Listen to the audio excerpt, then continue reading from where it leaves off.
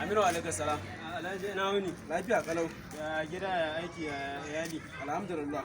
Kuma Yau sannu. Waye ne kai?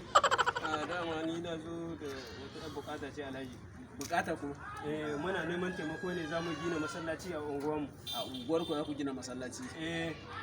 To sai me ya faru? Sai muka aka yanke shawara aka ce bari a zo a tunkare ka dan kai kaɗai ne za ka iya wannan taimakon. Waye turo ka? Mu ne muka yi shawara a kwamiti namu muka zo Muka yanke shawara saboda ku zo ku nakasta min dukiya. Ba na kasa dukiya bane Alhaji, a taimako ne. To ni ba zan iya taimaka muku ba. Saboda kawai abin da na yanke abu sai dukiya za ta dana ne shi kadai na tara. Wannan ne jiya ya dawo daga Amerika yi. Jiya ya gama karatun sa Amerika. Ya ayyuka. Wannan babban yaro ne. Lafiya. Ka san wannan waye ka ba shi hannu kun gaisa? Waye ne? Talaka. Talaka. To talaka. Ka ba shi hannu kun gaisa. Alhaji yanzu abin ya kai na tsana talaka. Matsayin ku daya ne?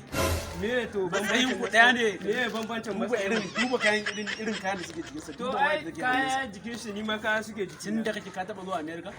To dan ban zo America ba shi maybe tun da kake ko mota baka taba hawa a gidanku ba. To na ji da Allah shiru zan yi magana. 10 million din nan da yake bukin mota shine na dauke shi nan da na je birthday din friend dina jiya. 10 What?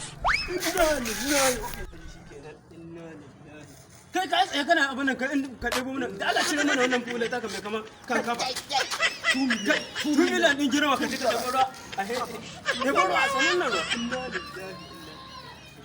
me ya faru? Me ya faru? Ga wanda ya zo Me ya faru? kaga Alhaji irin haka muke ga muku da waɗannan yaro